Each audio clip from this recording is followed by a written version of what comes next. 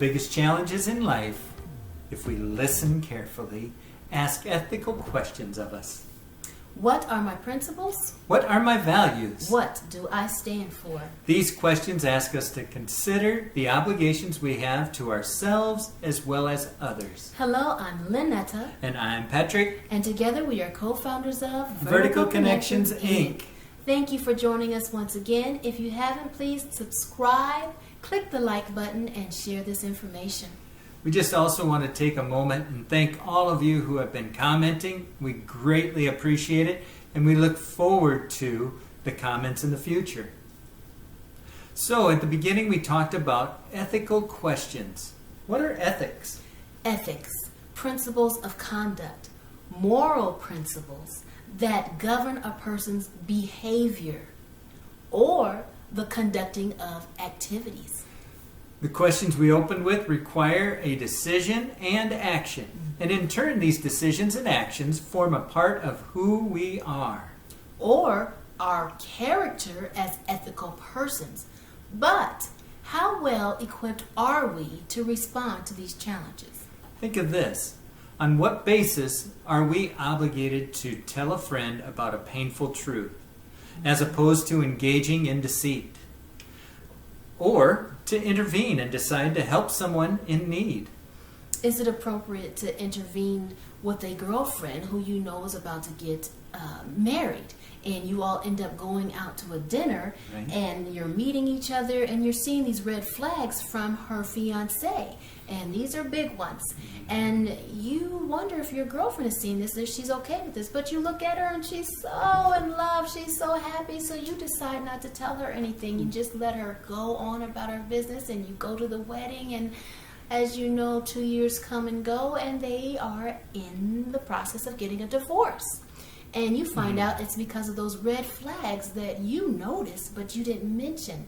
Now, is it okay? Is it ethical or ethical, to engage in conversation with your friend before these events even take place? Because are you more afraid of what it's going to do to your relationship? Right.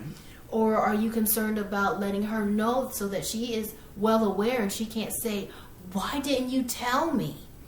She can have that information, and you can have that conversation. Absolutely, in which then she can go ahead, and then it's not going to jeopardize your friendship, but it is going to help her maybe sort things out. We never know, but it's always good to make sure to share those things. Yes. If we take time to think about ethics, whether in our schools and the education of our children, or in our jobs and in the communities, how do we learn to recognize these questions and respond to them well?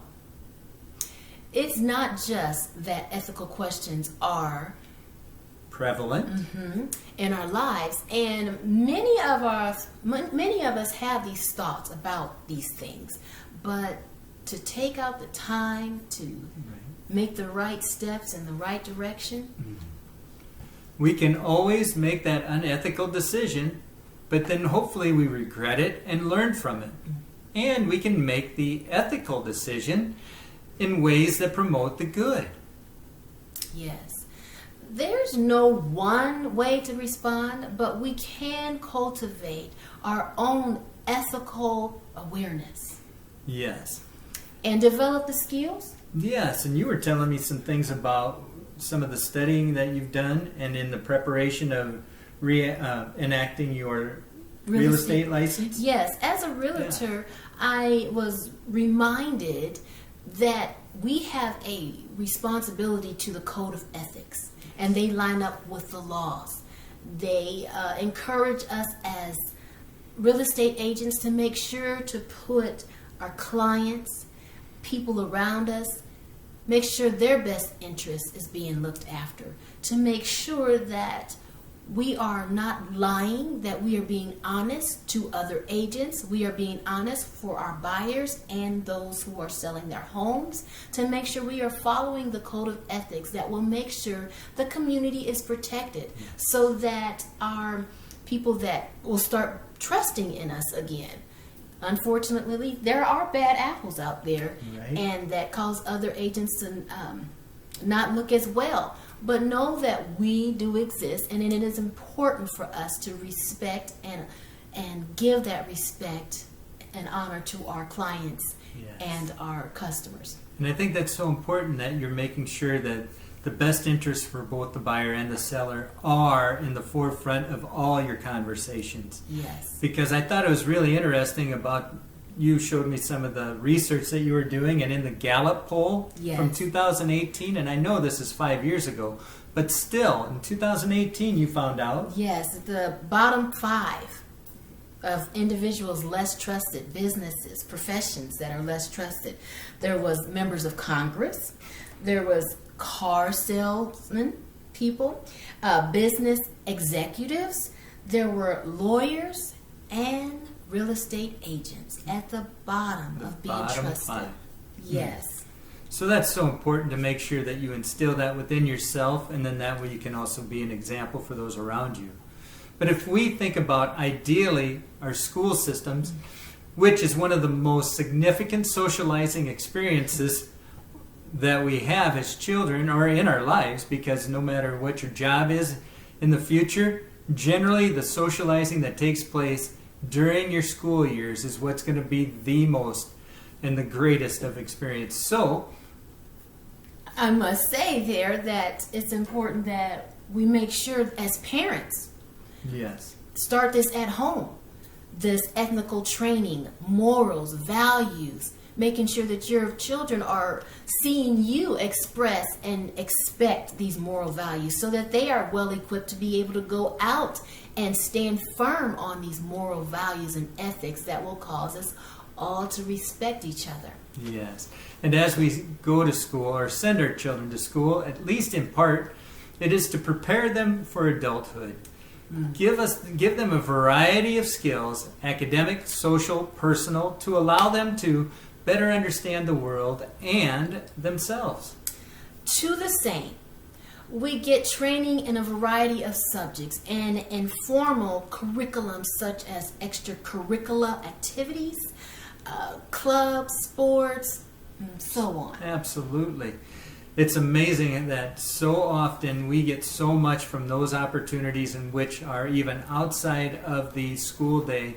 The opportunities for our children to take part in extracurricular activities and how they interact with one another generally comes out from the time that they are playing outside of the school times.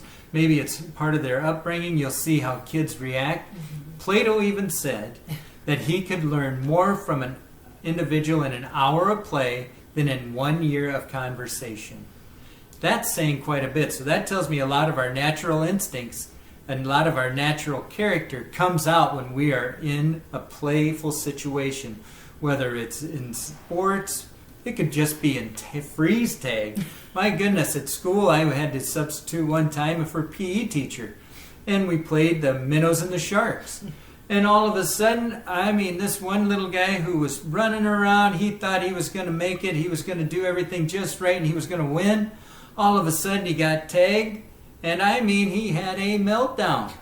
And I just made me think right to myself, after I had him calm down, how does he react to other situations in life? Because I'm sure that those situations are going to be very hard or difficult for him to react to if he can't handle just a simple game of tag, or in this case, sharks and minnows. And that's good. It does. It starts when they're young. Absolutely. And it's embedded, and it's either going to be sharpened and made better or for the worse. So it's important for us to surround our people and make sure our children are surrounded with people who have good quality ethics and morals, Yes. standards. And again, it starts from our example and our discussions. We hope that you have strong, frank, honest, and healthy conversations with your loved ones, as well as those individuals that you might work with. It's so much easier and so much better if you get it out front, talk about it, come up with decisions together that are going to be in the best interest of all parties. So until next time, Get connected to go vertical. See you. Bye-bye.